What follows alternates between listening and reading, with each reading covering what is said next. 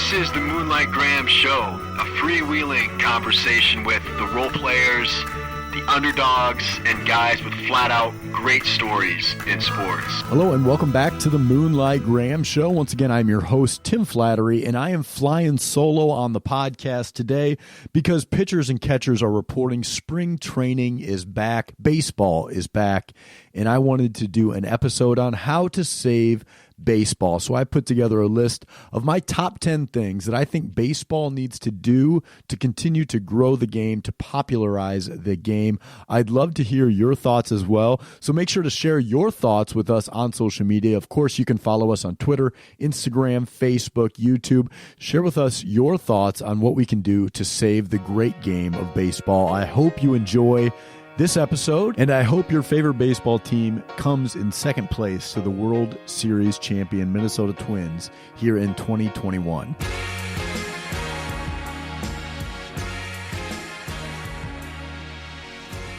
So I titled today's episode, How to Save Baseball. And to be clear, baseball is not dead. Baseball is still a very healthy game across the world. And when you look at other big American sports of the 20th century, sports like boxing, auto racing, rowing, track and field, horse racing, wrestling, hockey, baseball is in a better place than I think all of these sports. But because of some of the decisions and the change in our country over the past 25 years, baseball is probably the third most popular sport in America today, where for the better part of 100 years, baseball was not only America's pastime, but it was also America's favorite game. And I don't know if that's true today. And so I wanted to put a list together of my top 10 things that I think baseball can do to help continue to grow the game, because I believe that baseball is the best game. It's the best combination of talent, of skill, of athleticism, and of strategy. I don't think there's a better game out there than baseball. So let's get down to my list. Number one, I think the number one thing baseball needs to do to grow the game is end the TV blackouts. I'm sure all of you out there have been affected by this, especially if you're in the state of Iowa. We are blocked in the state of Iowa from almost every team throughout the Midwest. The Chicago teams, Minnesota, Colorado, Kansas City, St. Louis. We have blackout restrictions for every one of those teams in Iowa, and it doesn't make any sense. We don't even have our own team here, and it becomes really, really hard to watch the game of baseball when we're blacked out by so many teams. And I think all fans have frustrations with this. I'm sure one of the reasons why baseball TV revenue is so good is because of these blackouts. It allows regional sports networks to really stake out their territory and have dedicated audiences, but it also is eliminating so many people from the game. And the more frustrating it is to watch baseball, the less people are going to watch. So they got to figure out the blackout situation. That is number one. It's bad PR, and it's less eyeballs on the game of baseball. Number two, they got to do a better job of marketing their stars. And I know this is, this type of stuff has been said over and over again over the past 10 years.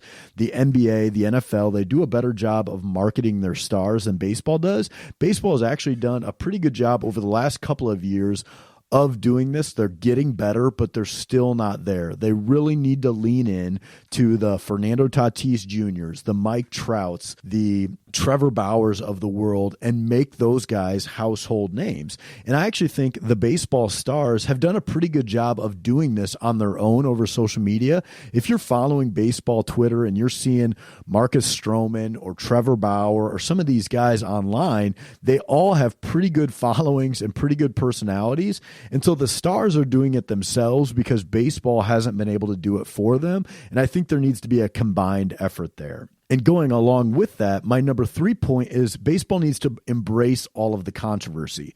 So this kind of goes in line with embracing their stars and promoting their stars. Baseball, I think, really needs to embrace not only the stars, but also the villains of the game. Trevor Bauer, for instance, is not the best player in baseball. He's not the best pitcher in baseball, but he's one of the best characters in baseball, and he's one of the best villains out there. Baseball needs to embrace these guys. And when I say embrace the controversy in baseball, I mean more so than just the individual villains. I think baseball needs to lean in to managers and umpires' arguments. I think they need to lean into brawls. I think they need to lessen suspensions for when guys get plunked. And I think there should be a brawl in baseball once a month throughout the season. Now, let me be clear. I don't want anybody to get hurt. And I think that if a pitcher hits a hitter in above the neck on purpose, he should have severe suspension, like 20% of the season. But I also think that if a pitcher hits a hitter on purpose right in the butt, there should be no suspension. I think that should be part of the game. I think bat flips and taunting and all of that stuff is part of the game, just so long as every hitter knows that if I bat flip, I could potentially take one in my ribs or take one off the thigh at the next at bat. And at the same time, pitchers got to grow a little bit thicker skin and realize that, hey, you can't be throwing at a guy every time you give up a home run or every time a guy does a bat flip on you. I think baseball as a sport really needs to embrace that type of stuff because it makes for good television. It makes for good in-game entertainment.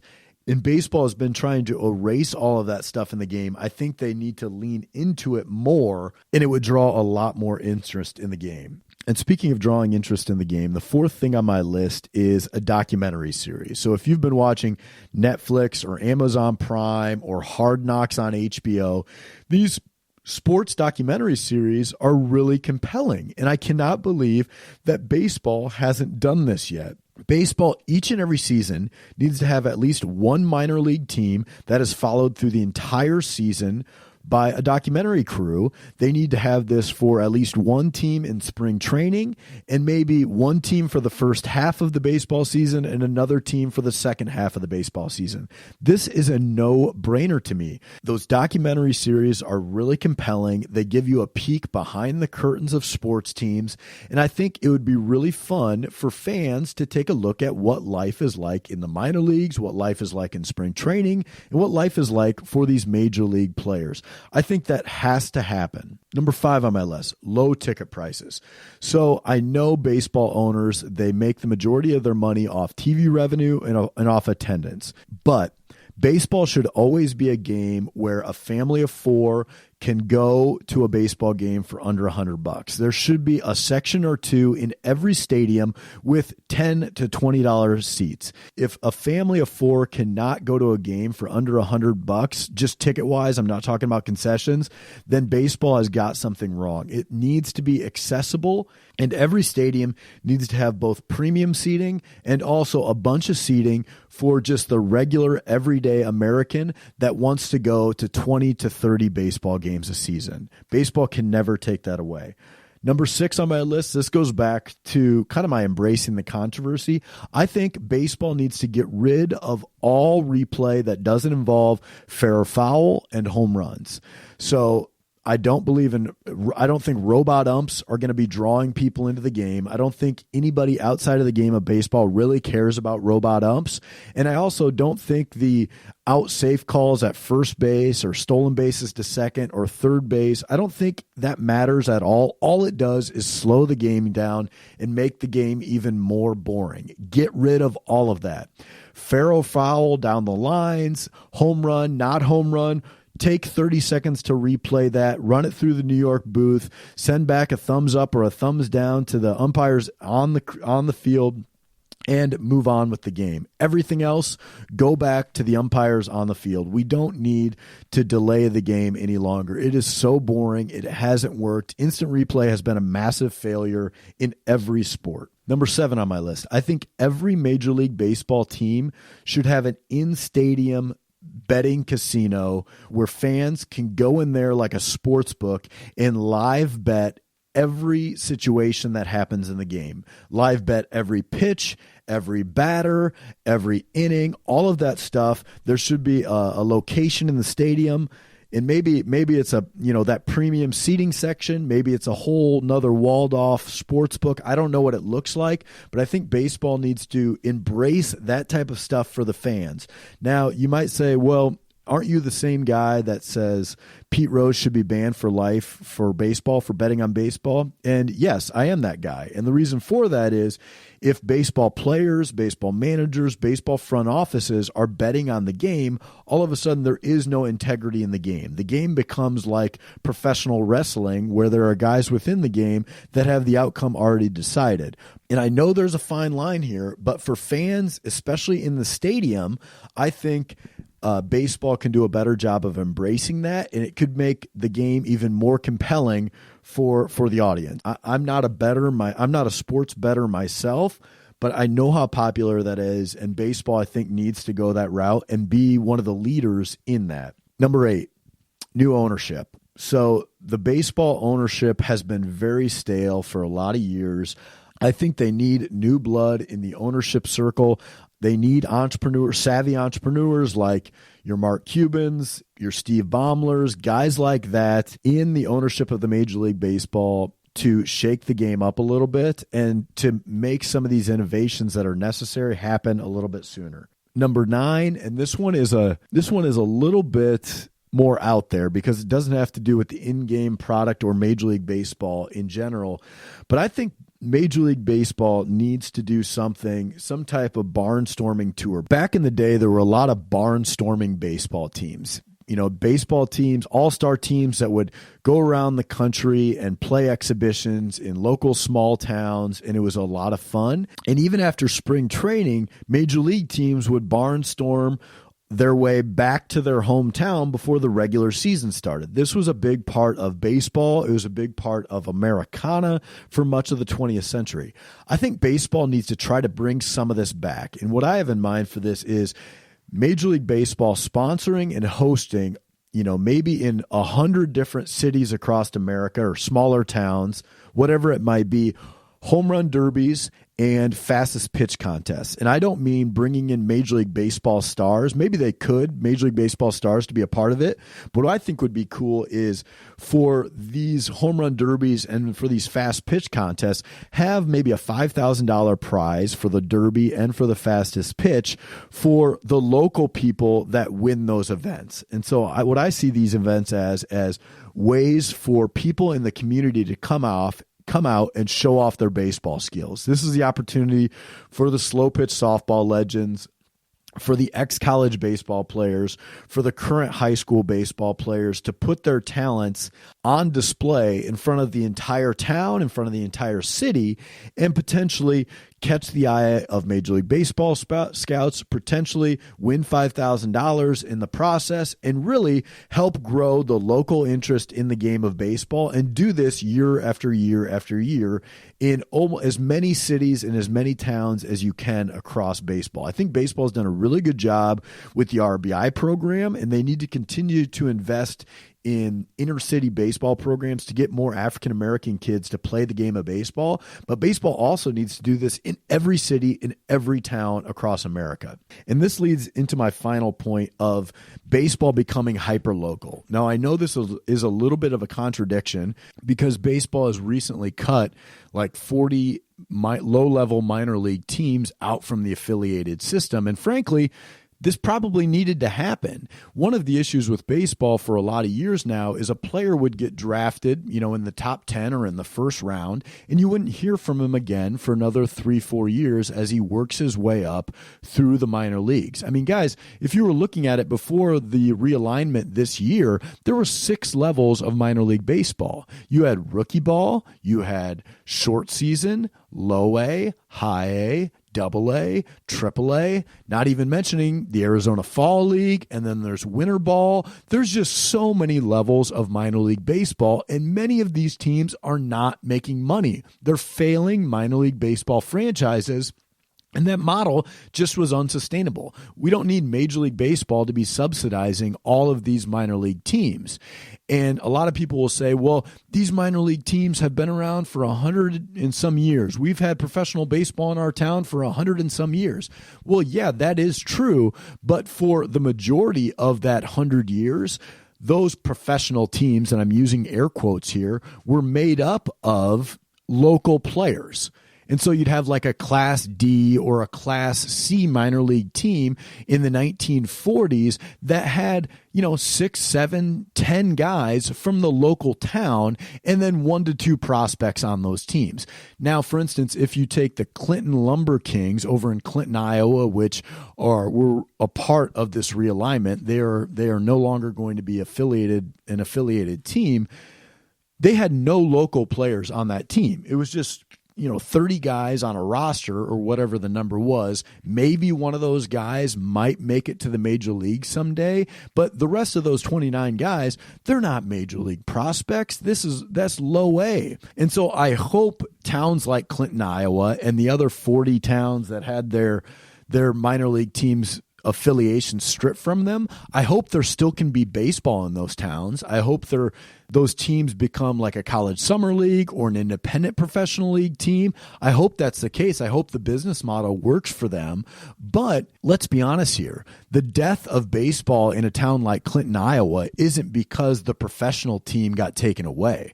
The death of baseball in towns across America has been because we have failing little leagues. We have participation in baseball down. No longer does every town in America have their own adult wooden bat team.